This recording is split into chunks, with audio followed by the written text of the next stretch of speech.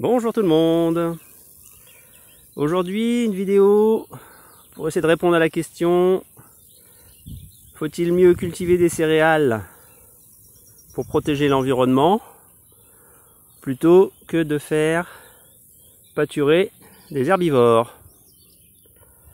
Alors on va regarder un peu deux champs bien différents. Vous avez face à vous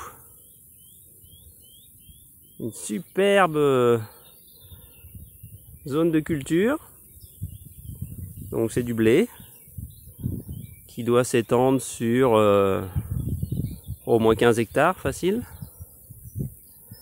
Voilà, donc une monoculture avec très peu de diversité. Une culture prépondérante, donc le blé. Voilà, qui est en train de remplir ses grains, enfin qui va essayer, parce que là avec les températures qui nous annoncent et le manque d'eau, ça va pas forcément être extraordinaire en termes de récolte. Après on a voilà là une plante là qui grimpe sur les pieds de blé. Ici en bordure on a quelques autres plantes, mais pas grand chose, hein. Donc là si on faisait un calcul, si on se fait un petit carré de 5 mètres par 5 mètres et qu'on dénombre la diversité des plantes présentes, à vue d'œil, il y en a peut-être 5 ou 6 maximum, quoi. En même temps, quand on regarde ce qu'il y a comme vie, on voit 2-3 insectes. Pas grand chose. J'ai vu un mulot la dernière fois. Donc forcément, ça c'est une zone qui va lui plaire parce qu'il va y avoir du grain à récupérer. Et puis, ce qu'on peut voir aussi, c'est que bien qu'on ait une belle couverture végétale, si on s'approche du sol, bah, on voit que la terre est nue. Il y a très peu de matière organique déposée sur le sol. Donc assez propice au ruissellement de l'eau, parce que la terre est bien dure. On a du mal à enfoncer nos piquets là. Donc un petit bilan, moi je dirais, pour la biodiversité, on est sur de la monoculture, peu de place aux autres espèces végétales, donc peu de présence animale, et un sol qui au final est pas en super état. Voilà, donc est-ce qu'il faut plutôt manger des céréales, c'est-à-dire aller vers une agriculture où on aurait de plus en plus de champs de ce genre? Alors on peut améliorer, hein, on peut mettre plusieurs espèces végétales à récolter. Après c'est juste une question de tri, il faut trier les graines, donc c'est quand même pas mal de boulot, c'est de l'énergie, c'est des machines. Ou bien est-ce qu'il faut peut-être mettre un peu moins de place pour les céréales, notamment celles destinées à l'alimentation animale, et puis s'orienter plutôt vers des prairies. Donc là on est au même endroit, à 2 mètres près, hein. Voilà. Et puis on peut regarder ce qu'on a en termes de diversité. Donc rien que sur les plantes ça saute aux yeux, hein. Il y a plein de fleurs différentes. Là on a un beau lotier là qui s'est développé ici. On a toujours pas mal de vesses, donc différents types, hein. De la vesse plus la vesse cultivée, hein, que moi j'avais mis il y a quelques années, et puis qui s'est bien implantée. Plus de la vesse sauvage. Alors bon, après dans les vesses il y a des quantités de vesses différentes, hein, donc je suis pas un expert. Du raies gras, on voit que tout le raies gras là est grainé. Les vesses aussi, ça y est, elles sont en graines. Quelques petits chardons. Voilà, là qui seront bientôt en fleurs et qui vont attirer pas mal de pollinisateurs. Ici, un petit criquet.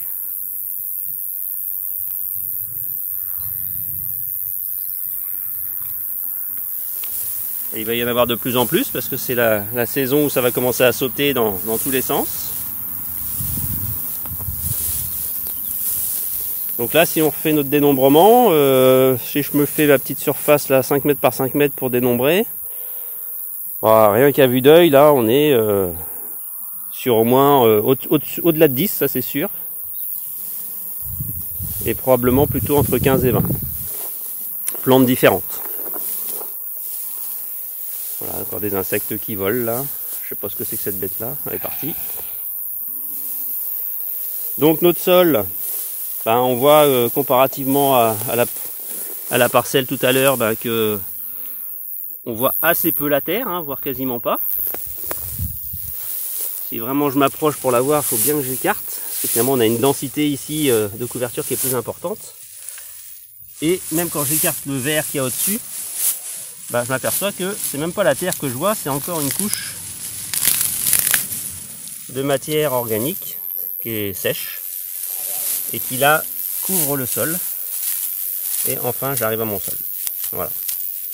Alors il est un peu sec aussi, hein, forcément, on n'a quasiment pas eu d'eau, on a des grosses températures, on a du vent depuis plusieurs jours qui dessèche tout ça. Mais on sent bien qu'au niveau fraîcheur, les rayons du soleil arrivent quand même moins profond à travers la biomasse végétale, là, la couverture végétale, et que du coup bah, notre sol il est quand même bien mieux protégé, avec en plus la couche de matière organique par-dessus, plus ce qui pousse, voilà, qui capte la lumière. Voilà. Alors tout ça, bah, c'est quand même valorisé, puisque bah, c'est pâturé. Et donc bah, en mangeant de la protéine animale élevée sur ce type de prairie, en tout cas sur ce mode de pâturage, on se retrouve avec à la fois pour l'humain des protéines animales issues de végétaux qui ont plutôt été une bonne chose pour l'environnement, puisque on a eu de la diversité. Nos sols sont couverts. Les animaux, ben, c'est ce qui leur plaît, hein, la diversité. Croissance un peu plus lente, puisqu'ils mangent des choses très très variables. Donc si on se fait un petit bilan, est-ce qu'il vaut mieux manger directement de la protéine végétale ou en manger transformé par des animaux? Et en tout cas, si on veut être un peu équilibré, bah du coup plutôt manger de la protéine animale issue de pâturage et non pas issue de céréales. Je pense qu'on pourrait gagner en millions d'hectares qui redeviendraient beaucoup plus attractifs, beaucoup plus sympathiques pour la biodiversité, aussi bien animale que végétale. Et comme tout ça c'est un tout, est-ce qu'il vaut mieux un écosystème de prairies pâturées avec des pâturages en rotation relativement longue? Quand je dis rotation, c'est le temps de retour, hein, c'est pas pour les casser pour faire autre chose à la place. Plutôt que d'être sur de la monoculture qui demande beaucoup de mécanisation, de travail du sol, voire de traitement pour arriver à quelque chose, avec au final une évolution du climat qui va être quand même beaucoup plus compliquée à gérer pour les céréaliers que pour ce type de prairie, puisque nous on a de la résilience ici. Voilà.